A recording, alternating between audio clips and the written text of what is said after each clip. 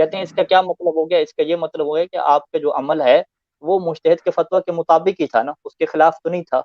تو یہاں پہ سید بالکل سیستانی دامت ظل العالی نے لکھا کہ جب آپ کا عمل مجتہد کے فتویٰ کے مطابق ہو جاتا ہے تو اسی کو ہم تقلید کہتے ہیں۔ تقلید کا مطلب یہ ہے کہ ایک انسان کا عمل مجتہد کے فتویٰ کے مطابق ہو جائے، چاہے اسے پتہ ہو، اسے اس کا شعور ہو یا اسے اس کا شعور نہ ہو، چاہے وہ نیت کرے یا نیت نہ کرے، وہ تقلید ہو جائے گی، آٹومیٹکلی تقلید ہو جائے گی، جس سے آپ کیا کہتے ہیں؟ لاشعوری تقلید کہتے ہیں۔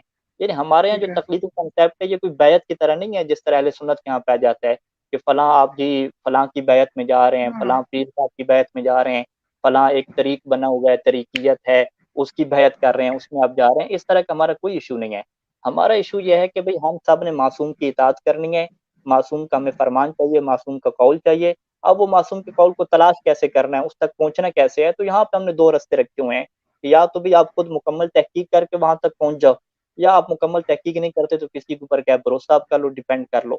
تو اگر آپ کہتے ہیں میں تحقیق بھی نہیں کرتا، کسی پر بھروسہ بھی نہیں کرتا، تو پھر تیسرے وہ تکے بازی ہو جاتی ہیں کہ آپ کو والدہ نے سکھا دیا، ملدادہ نے سکھا دیا، کسی خطیب نے سکھا دیا، تو یہ گویا کہ آپ ان کے اوپر بھروسہ کر رہے ہیں، ان کی تقلید ہی کر رہے ہیں ایک طرح سے، ان کی بات پر بھروسہ کر رہے ہیں۔ اگر آپ ان کی بات کے اوپر بھروسہ نہیں کر رہے، روایات کی طرف جا رہے ہیں، تو روایات کا کیونکہ پرکھنے کا آپ کو معیار نہیں پتہ، روایات کے معنی اور تشریح کا معیار نہیں پتہ، یہ بھی آپ کو نہیں پتہ کہ یہ ثابت کیسے کرنا ہے کہ فلاں کتاب جو ہے وہ حدیث کی صحیح ہے اور کوئی جعلی کتاب نہیں ہے، یہ بھی آپ کو نہیں پتہ۔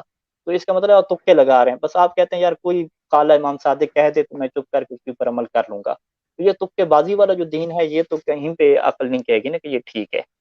تو چلیے آپ کی بہت یعنی بات لمبی ہوگی میری بہت زیادہ کہ تقلید کے نہیں، بغیر میں عمل کے بہت اچھے باطل سے ہونے کا سمجھ یہ گیا اس مطلب چیز کو۔ نہیں ہے۔ ہاں، تقلید کے بغیر عمل جی کے جی باطل ہونے کا یہ مطلب نہیں ہے کہ اگر آپ نے صحیح عمل کیا تو وہی باطل ہو جائے گا۔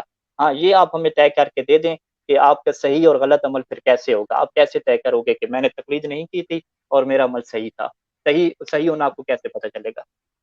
بہت خوب بہت خوب، یعنی میں جو چیز اس کے اندر سمجھا ہوں، اگر اس کو میں بالکل خلاصہ کر کے بتاؤں آپ کو، اللہ حدیث صاحب نے پچھلی مرتبہ جو آپ کو کہا تھا کہ یہ ایک کتاب اٹھا کر دکھایا تھا، ایک مستعد نے لکھنا ہے کہ تقلید کے بغیر عمل باطل ہے، تو انہوں نے سمجھے کہ آدھی عبارت آپ کے سامنے اٹھا کر دی۔ تقلید کے بغیر عمل باطل ہونے کا مطلب یہ نہیں ہے کہ اسی مستحد کی تقلید کے بغیر عمل باطل ہے، مقصد یہ ہے کہ کسی بھی مستحد کی تقلید آپ نے کی، عمل کر لیا، تو یعنی آپ کا عمل آٹومیٹکلی ٹھیک ہے۔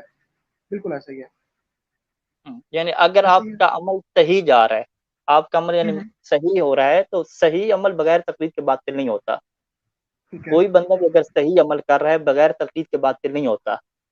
لیکن ٹھیک آپ ہے جملہ کیا لکھیں گے؟ آپ کہیں گے کہ یہ انسان کو کیسے کنفرم ہوگا کہ میرا عمل صحیح ہے؟ تو کسی ہوں ہوں، عمل کا کنفرمیشن کرنا اور اس کی تصدیق کرنا، اس کو ویریفائی کرنا کہ یہ صحیح ہے یا غلط ہے، یہ بھی پھر تقلید کے بغیر ممکن نہیں ہے آپ کے لیے۔ بالکل